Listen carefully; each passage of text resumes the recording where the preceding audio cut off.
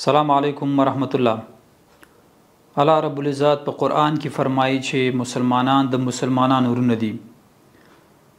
بل ځای کې ویلي دي چې منافق هیڅ کلم د مسلمان ورور نشي کېدلی. زموږ د څنګ همسایه همیشه زموږ د افغانانو سره منافقت پاللی دی. دا هغه څوک دي چې په الله یقینو کې اسرائیل به زموږ خپل شي، خو دا خبیث زموږ نه خپلیږي.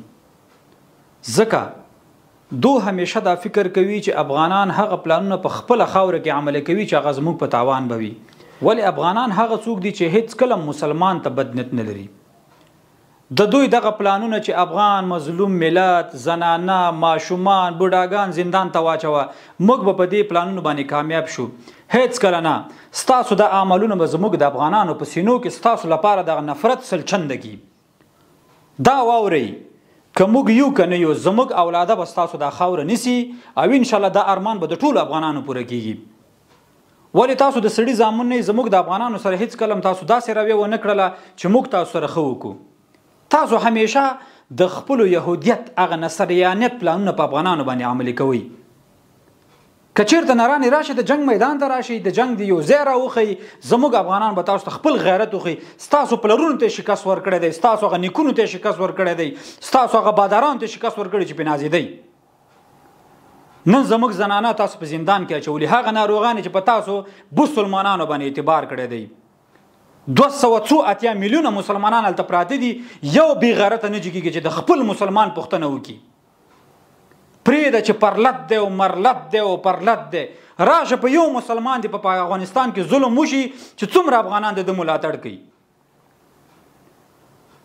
نو د پاکستان په خبیث دولت باندې غږ کوم، که چیرې دغه اعمال ستاسو دوام ومومي، د افغانانو بله لار نشته. قسم په لاس به ستاسو دا ګنده سرونه غوڅیږي.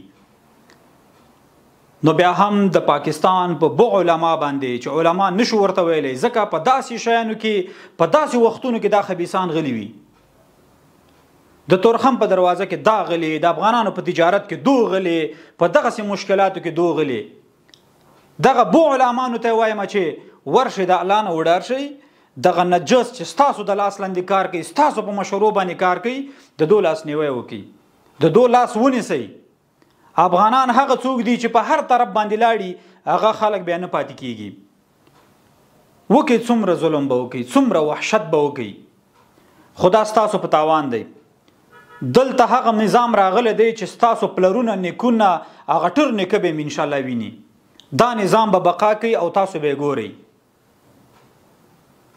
نو افغانانو، زما افغان تجارانو، همدارنګه هغه تجاران چې د پاکستان سره راکړه ورکړه کې شوقین دي، بې غیرتو، د دې پاکستان نه لاس واخلئ. هغه تجار چې د نن نه بعد د پاکستان سره راکړه ورکړئ، د هغه نه به غټ بې غیرته او نجس اشخاص نه وي. هغه اشخاص چې د نن نه بعد په پاکستان کې سرمایه ګزاري کوي، د هغه نه به غټ بې غیرته نه وي. نو که چېرته په خپلو خویندو میندو باندې خفه کیږئ، په دې ماشومانو باندې خفه کیږي، په دې سپین ږیرو باندې چې په زندانونو کې دا چولي دي، خپله سرمایه ګزاري هلته نه کوئ. د نن نه بعد دولت ته هم ویمه، د پاکستان سره راکړه ورکړه مطلق بنده کوي. راځئ وګورو که چېرته د پاکستان دروازې په موږ باندې بایې شي، بندې شي، آیا موږ افغانان به د رزق نه ووژل شو؟ نه، هیڅ کلم نه. پاکستان په موږ باندې چلیږي. زموږ افغانستان د اسیا زړه دی.